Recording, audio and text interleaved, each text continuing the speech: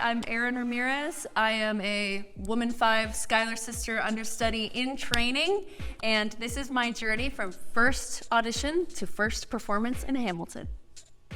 Pre-pandemic times, I have auditioned specifically for Eliza, and then the pandemic happened, and I did the first national tour of 6 for like a year and a half, and then I had about 2 months off from that when I got a self-tape request from my agent. And about a week later, I got a call back for the exact cover that I'm here for now, which is ensemble and then understudying the 3 Schuyler sisters. I filmed my video callback on October 5th. I actually got the stomach bug, and I remember it was terrible. And the first day that I woke up starting to feel better, I got an interest check from my agent, availability check from my agents from the Hamilton team for starting right away. Checking in with my husband, weighing the pros and cons. Do I want to go out on the road again? How do we feel about this? And we decided that I should say that I was available. The day after that, I got the offer. Actually, in the middle of therapy, when I got the call from my agent and was like, wait, can I pause this session and join back in after I answer this call? And so then I got the call, celebrated, joined back in with my therapist to talk about how I had gotten the offer to be in Hamilton. Okay, so how soon does as soon as possible mean? October 16th was when I started rehearsals in New York City. Hamilton owns a studio in New York, and they call it King's College. It's a really magical place, and there's fan art all over the walls. There's just me, a stage manager, and the music director, Matt, and so he taught me the show, start to finish, in 2 days. I had 2 days in the room with Stephanie Clements, the choreographer, and then it was time for me to come here to Chicago. I had one quick vocal brush singing through just to see where I was at with the vocals. And then I had 2 rehearsals with just me and the dance captain here in this very room.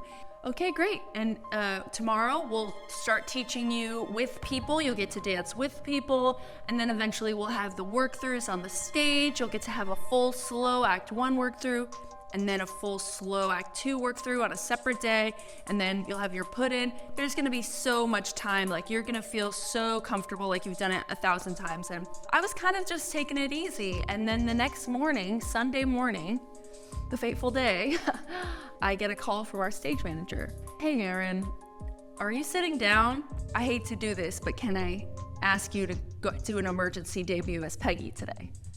I don't really know how, and I don't know what it's gonna look like, but I'm obviously gonna say yes. I think the emergency rehearsal is scheduled for around 12. This is a 2 p.m. show we're working towards. My brain is just going 1,000 miles a minute, but all I can do is just take it number by number, and I get pulled to wardrobe, and they have all the current Peggy options that may fit me available. I had wigs, I had costumes, I had shoes, but I had still never been on the turntable or anything like that. So they had an emergency rehearsal with our dance supervisor. It was fast, but I just felt like I didn't have the capacity to really be stressed. All I had was like the present moment, and I just remember feeling like, I know I can do this because everyone around me is with me and has my back. The rehearsal went okay. And when there's a debut, everybody kind of puts their hand on the person in the middle and each other around them. I felt so adrenaline mode that I said, don't be too nice to me because I'll cry. So you can do the circle time, but keep it short. And they were like, okay. And I remember climbing up for, what's your name, man? Alexander Hamilton, and standing there. It was surreal. Come second act for Reynolds, I had never kissed on stage since being married to my husband. So that was also a new element coming in. And then before I knew it, it was the end of the show. It felt like an amazing blink of an eye, but also a lifetime. And I called my husband and my family and was like, I just did the show. But you weren't supposed to debut until December 8th. I know. I was able to finally come down from that adrenaline. I went to a Halloween party, but it was pretty funny because then after that debut, I had to go back to rehearsals for Peggy. I finished out the Peggy process properly, and then I got another debut, which we called my re-debut, where I got to go in as Peggy again and actually feel ready and wear my stuff and be a little bit more present. At this point, it's just gonna be a juggling game of learning one thing and doing another thing on stage at night. With that whole experience of first audition to first performance was about a month.